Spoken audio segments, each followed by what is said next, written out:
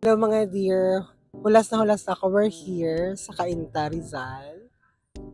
Ayan, ang Birhen ng Lumen.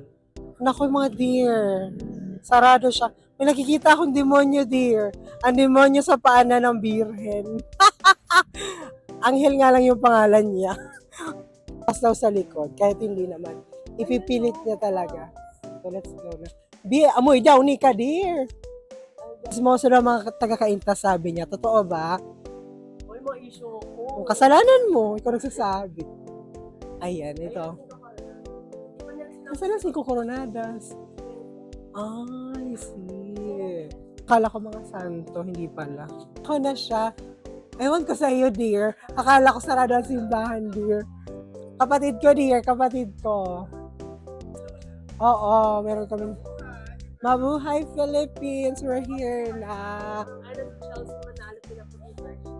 Of Our Lady of Light ay Rizal. May welcoming committee, wag ka. Sa Antipolo, wala.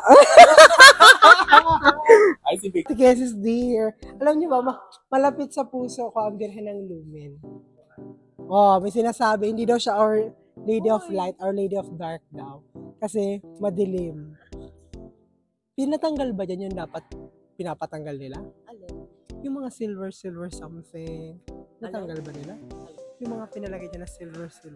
Ay, Sinasabi nila. Artist of Philippines for Visual Arts, Painting, si Fernando Omorsolo. Correct. Pinita yan noong 1915. Father Flaming, isang elder. Please na system.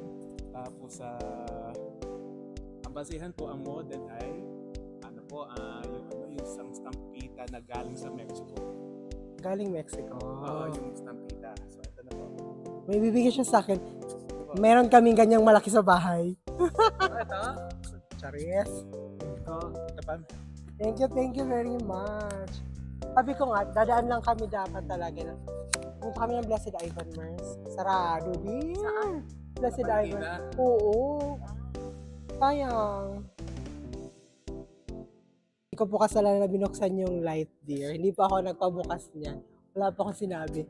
Si ano po ang nagbukas niya, no? Ayun po. Ayun, yun ang salarin mga dear. Para daw masabing Our Lady of Light talaga.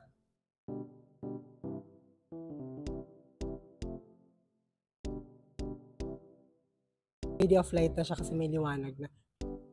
Ang kapatid. Ave, viva la vida. Ayan.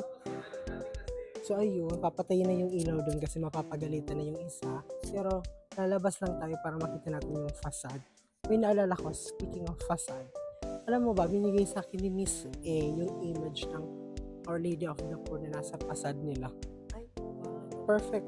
Matagal na siya doon, more than 10 years na. Tapos ngayon binigay. Tinanggal kasi gagawin na siyang stained glass gaya niyan. So, binigay sa akin ni Miss A. Diba? Perfect. So, ito yung harapan ng simbahan. Nakatagilid pala siya. I thought, nakaharap siya doon sa kalsada.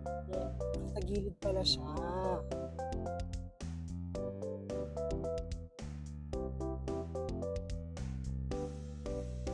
Diba, one time, nag-invite kami ng mga Marian images to visit our parish for Marian event. So, Marian procession sana, may ganun. Kaso lang, walang dumating. Isa sa mga na-invite namin is yung ina ng kaliwanagan. Pumunta talaga sila diyan. Kaya meron kaming malaking image na ng ina ng kaliwanagan. Galing dito. Parang pinimigay yun during the coronation.